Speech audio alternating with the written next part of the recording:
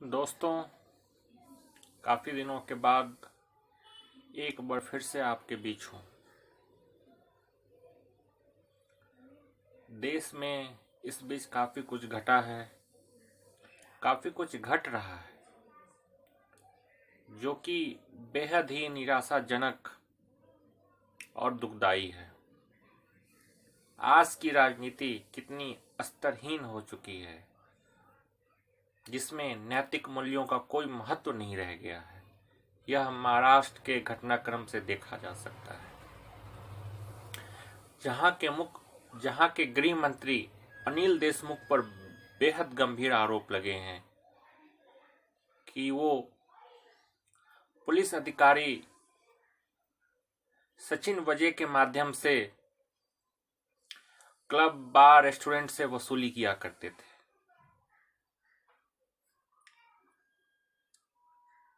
ये कोई महाराष्ट्र की बात नहीं है और किसी एक राजनीतिक दल से जुड़ा हुआ घटिया प्रकरण नहीं है। ये सभी राज्यों में ये चल रहा है। सभी राजनीतिक दलों के द्वारा ये काला कारनामा किया जा रहा है।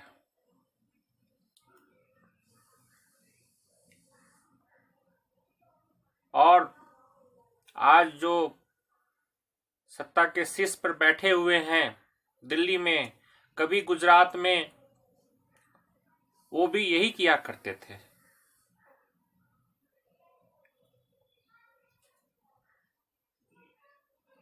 नैतिकता कितनी बदल चुकी है, महाराष्ट्र का प्रकरण हमें यह एहसास कराता है। जब गृह मंत्री के ऊपर इतने गंभीर आरोप लगे हैं तो इसकी निष्पक्ष जांच के लिए यह बेहद जरूरी है कि अनिल देशमुख अपना पद छोड़े और स्वतंत्र आयोग से इसकी निष्पक्ष जांच कराई जाए।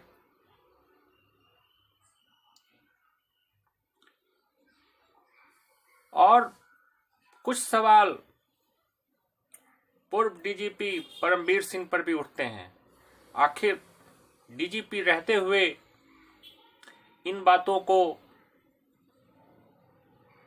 उन्होंने जनता के सामने क्यों नहीं रखा? जब डीजीपी पद से हटाए गए तभी जाकर इन बातों का खुलासा क्यों किया? कहीं वो केंद्र के इशारे पे भी तो ये सारा चीज नहीं कर रहे हैं, जिस तरह वो सुप्रीम कोर्ट पहुंचे और सुप्रीम कोर्ट जिस तरह मोदी सरकार के इशारे पे नाच रही है, संभव है कि सुप्रीम कोर्ट पूर्व डीजीपी की अपील को मान ले।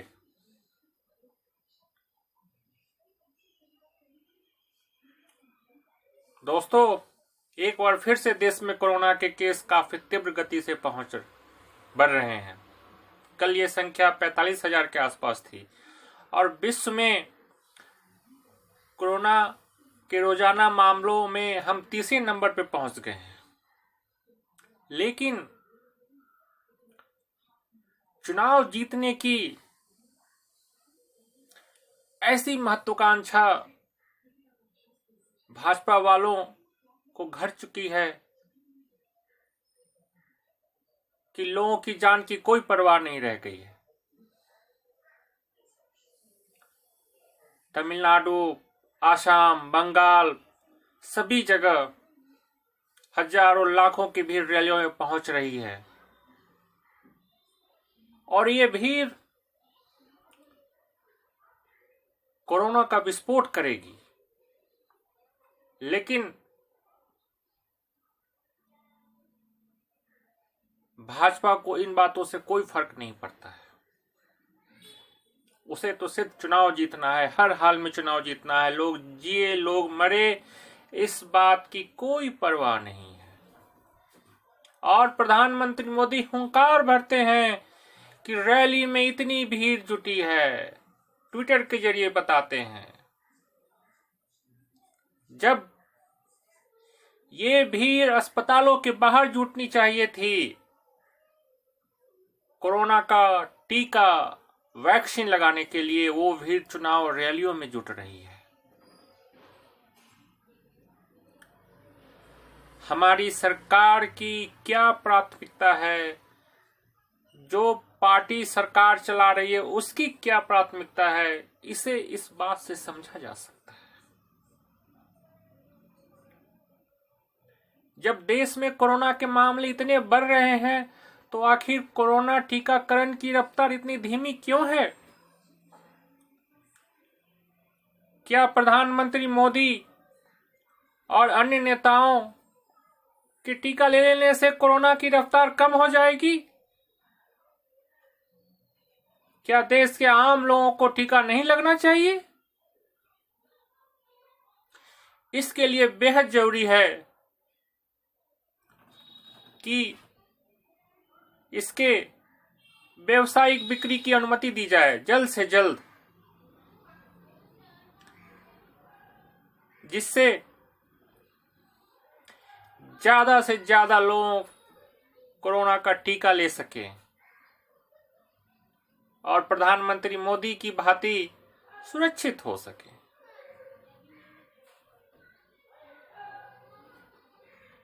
दोस्तों, मोदी सरकार ने जिस तरह संविधान की, लोकतंत्र की, लोकतांत्रिक मर्यादाओं की, संघीय व्यवस्था की धज्जियां उड़ाई है, वो इतिहास में इसका उदाहरण कम ही होगा।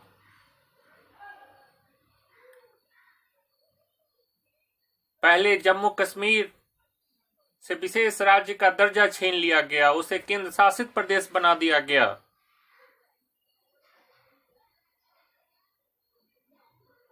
क्या इससे जम्मू कश्मीर में आतंकवाद रुका?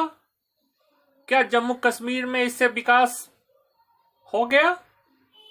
आज भी जम्मू कश्मीर के हालात वही हैं जो धारा 370 हटने से पहले और राज्य का दर्जा छीनने से पहले थे। और यही प्रयास दिल्ली में किया जा रहा है। दिल्ली में जब से अरविंद केजरीवाल की सरकार बनी थी, दिल्ली सरकार और एलजी के बीच अधिकारों की जंग छिड़ी हुई थी, जो सुप्रीम कोर्ट में निपटा। और सुप्रीम कोर्ट ने कहा कि दिल्ली की चुनी हुई सरकार ही दिल्ली की असली मालिक है और एलजी दिल्ली की चुनी हुई सरकार के काम में बाधा नहीं डाल सकते हैं। लेकिन मोदी सरकार चुनी हुई सरकार के अधिकारों को कुचलने के लिए और दिल्ली को एलजी के अधीन लाने के लिए एक कानून लाई है। ये कानून लोकसभा से पास हो चुका है, राज्यसभा से पास होगा और जल्द ही ये लागू हो जाएगा।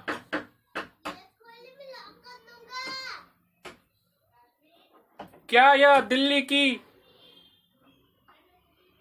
के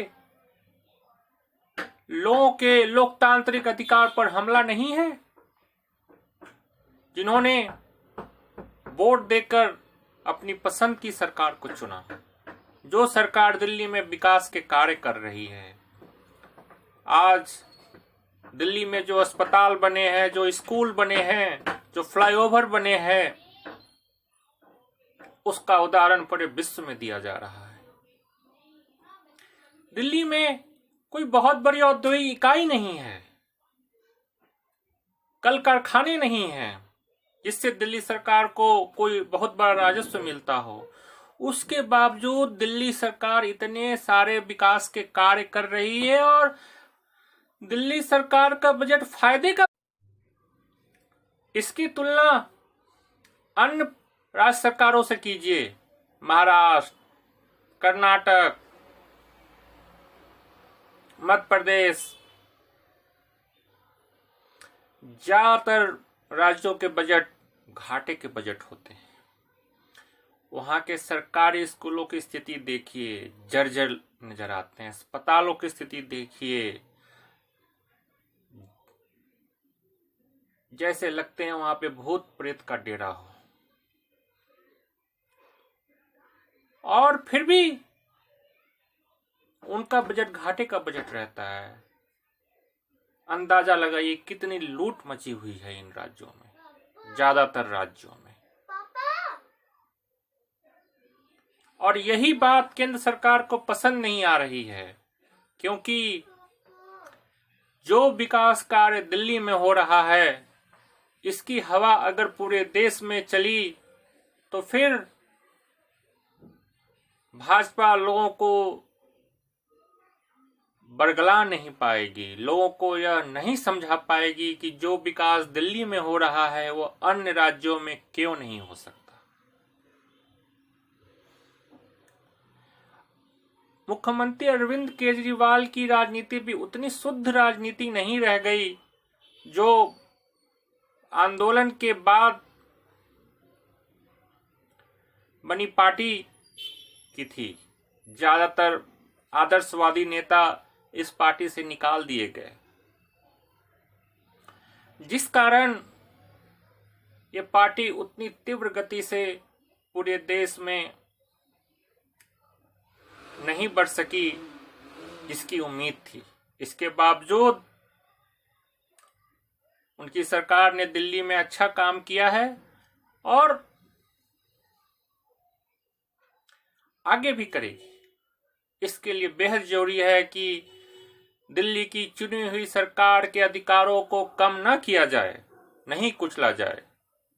और इसके लिए जरूरी है कि फिर से सुप्रीम कोर्ट में याचिका लगाई जाए और कहा जाए कि केंद्र सरकार द्वारा लाए गए कानून को रद्द किया जाए। दोस्तों, पेट्रोल और डीजल की कीमतों में जो वृद्धि हुई वो आप सभी ने देखी। पहले जिस 3 लीटर तेल के लिए हम लोग 200 रुपए दिए करते थे, आज 200 रुपए में 2 लीटर तेल आ रहा है।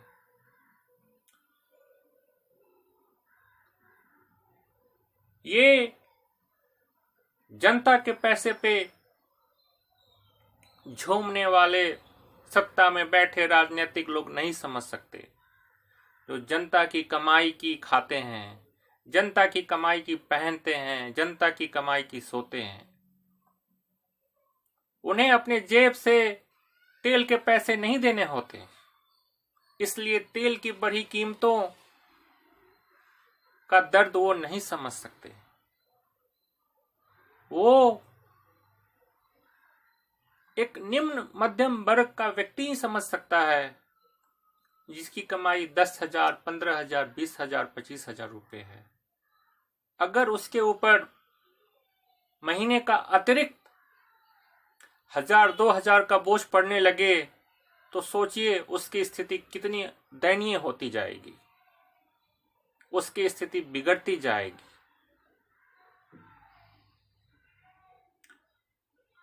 और ये सभी कुछ अंतर्राष्ट्रीय स्तर पे तेल की बढ़ी हुई कीमतों का हवाला देकर किया गया।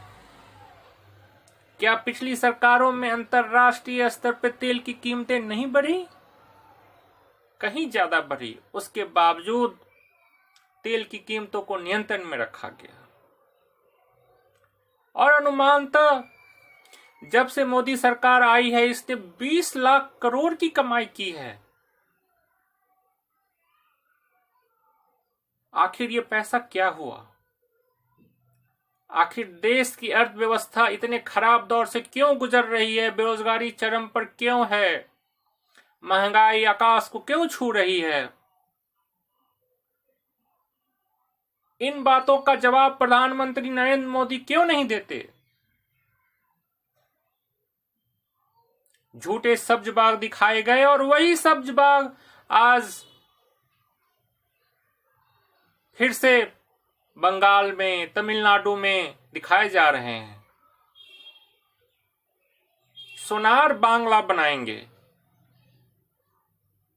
बिहार का क्या किया, गुजरात का क्या किया, मध्य प्रदेश का क्या किया, उत्तर प्रदेश का क्या किया, जो कि एक जंगल राज का आदर्श उदाहरण बन चुका है।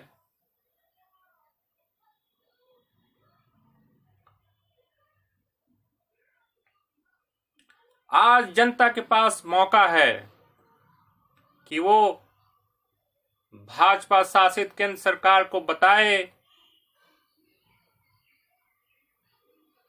कि एक बार वोट मिल जाने का मतलब ये नहीं कि जनता का शोषण किया जाए, जनता को बेरोजगारी महंगाई के अंधेरे रास्ते पे धकेला जाए। इसके लिए जरूरी है कि इन चुनावों में भाजपा को सबक सिखाया जाए। जो भी पार्टी भाजपा को हरा सकती है, जो भी उम्मीदवार भाजपा को हरा सकता है, उसको अपना मत दें। लोकतंत्र के इस पावन पर्व की घड़ी में लोकतांत्रिक मूल्यों की रक्षा के लिए भाजपा को हराएं, तभी यह देश आगे बढ़ेगा, तभी इस देश में लोकतंत्र जिंदा रहेगा। नहीं तो धीरे धीरे करके ये देश एक चुनावी तानाशाही में बदलता जाएगा, जो कि बदल चुका है।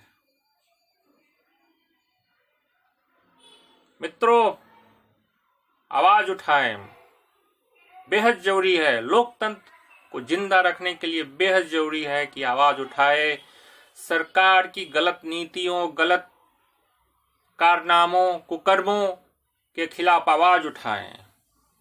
सरकार को यह बताएं कि हम उनके गुलाम नहीं हैं जो उनके इशारे पे नाचेंगे। फिर मिलता हूं।